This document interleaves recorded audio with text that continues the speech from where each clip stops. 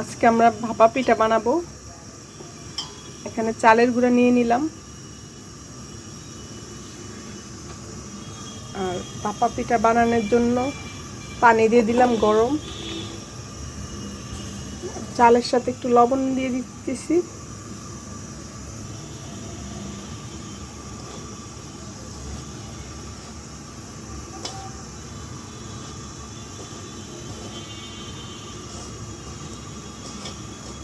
আর এখন আমি পানি না দিয়ে এখানে আমি দুধ দিয়ে এই গুঁড়াটা করব, অল্প অল্প করে দিব।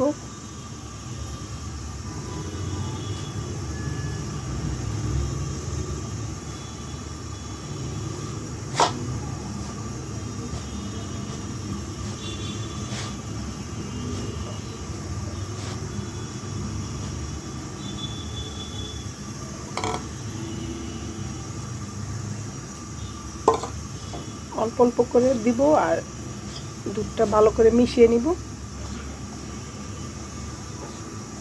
পানির পরিবর্তে দুধ ইউজ করলাম এখানে।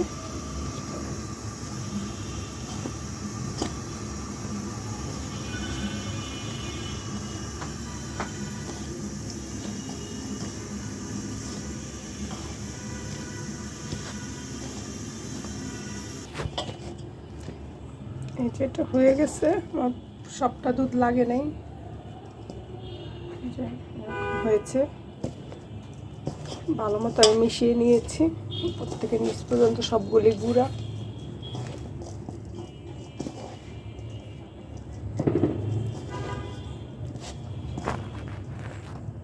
এখন আমি এটা চেলে নিব।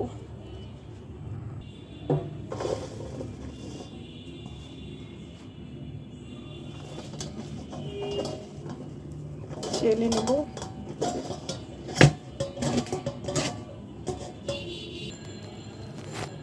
এই যে গুঁড়িগুলি চেলে নিয়েছি।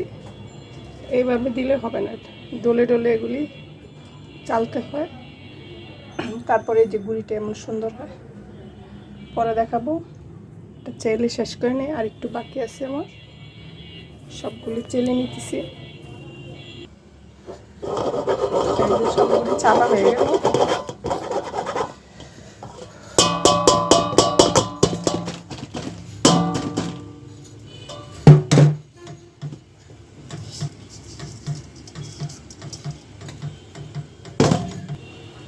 আচ্ছা, আমি এরকম বাটি নিয়ে নিয়েছি, পিছনে আবার এরকম আছে 4টা বাটি নিচ্ছি। আর এখানে গুড় আর নারকেল রেডি করে নিয়েছি। এখন পিঠাগুলি বানিয়ে নিব। সামান্য পরিমাণ গুঁড়া দিয়ে দিলাম। এখন দিয়ে দিব নারকেল আর গুড়টা আমি রেডি করে রাখছি, জুড়া করে রেখেছি। এটা তো বাটি ছোট, এই জন্য কম কম জিনিসই লাগবে।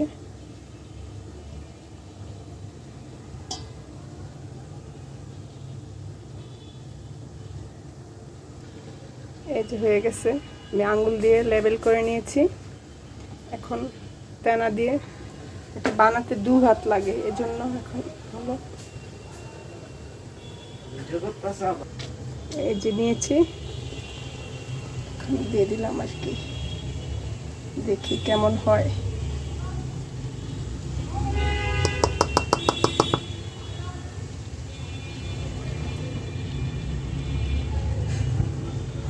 বাকিটা উঠিয়ে নিলাম, দেখে দিলাম। ওটা হতে হতে আমি আরেকটা রেডি করে নিতেছি। এখানে বাটিতে গুড় আর নারকেল দিয়ে দিচ্ছি। এখন উপরে দেখতে একটু লেবেল করে দিই।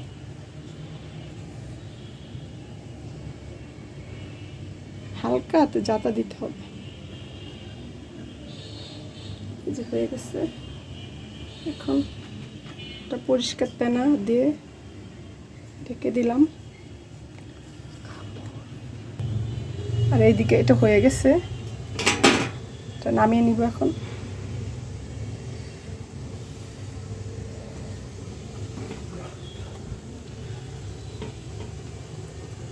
হয়েছে।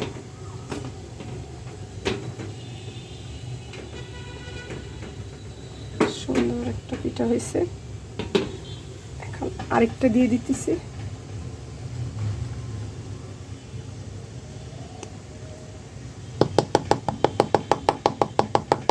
এভাবে টোকা দিলে জিনিসটা নিচ থেকে খুলে যায়। এই যে খুলে গেছে।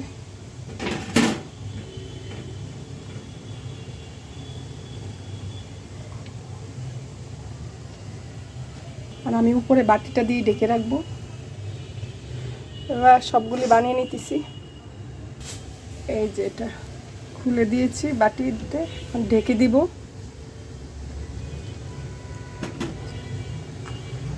আর অলরেডি আমি 2টা পিঠা বানিয়ে, এটা ঠিক আছে, পারফেক্ট হয়েছে একবারে। এই যে আরেকটা পিঠা আমার হয়ে গেছে, একটু উল্টে দেখে নিই তো কেমন হয়েছে। একবারে সুন্দর হয়েছে। উঠিয়ে ফেলবো এখন।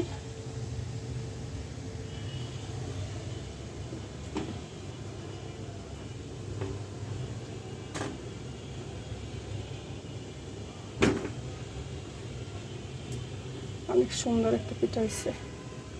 এখন আরেকটা দিয়ে দিব। পিঠা যা বানাচ্ছি সাথে সাথে খাওয়া হয়ে যেতেছে, এই জন্য স্টকে খুবই কম আছে। আর আরেকটা চুলায় হইতেছে। 2টা রেডি করা হয়েছে, এটা হইলে দিব। তারপর আমার পুরো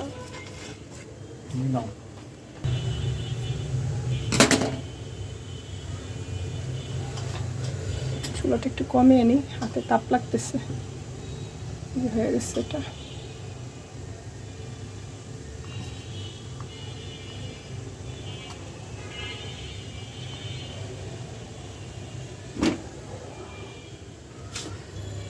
এই যে মাত্র একটা দিলাম, টমেটো দিয়ে ঢেকে দিব। এখন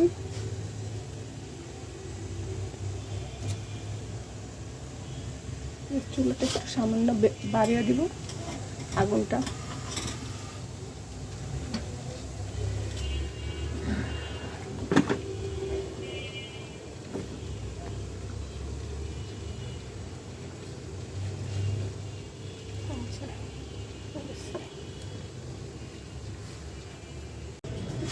এই যে একটা পিঠা, আর পিঠাগুলো বানাতে বানাতে খাওয়া হয়ে যেতেছে, শেষ হয়ে গেছে।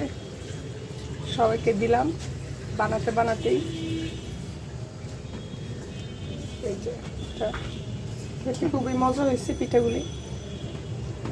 চুলাও আছে এখন। পিঠা বানানো আমার কমপ্লিট। সবাইকে দেওয়ার পর খাওয়ার পর এই কয়টা অবশিষ্ট রইল। আর এইদিকে আমি পিঠার পাতিলটাও পরিষ্কার করে রাখতেছি। এটার খাপটা যেহেতু ফিক্সড, কোনো ময়লা ঢুকলে আর বের করানো যাবে না, এই জন্য এটা পানি পরিষ্কার করে একবারে শুকিয়ে পলিথিন করে রেখে দিব। আবার যখন বানাবো তখন আবার বের করে নেব। সব পানি তো বের করানো যাবে না, এই জন্য এটাকে আমি চুলায় দিয়ে পানিটা শুকিয়ে নেব। আমি যখন এটা ইউজ করি এভাবে শুকিয়ে নিই। হালকা পানি আছে, বের করানো যায় না, এই জন্য এখন চুলা জ্বালিয়ে এটাকে পানিটা শুকিয়ে নেব। পুরা হালকা পানি আছে ভিতরে। বাটি বুটি সব পরিষ্কার করা হয়ে গেছে আমার।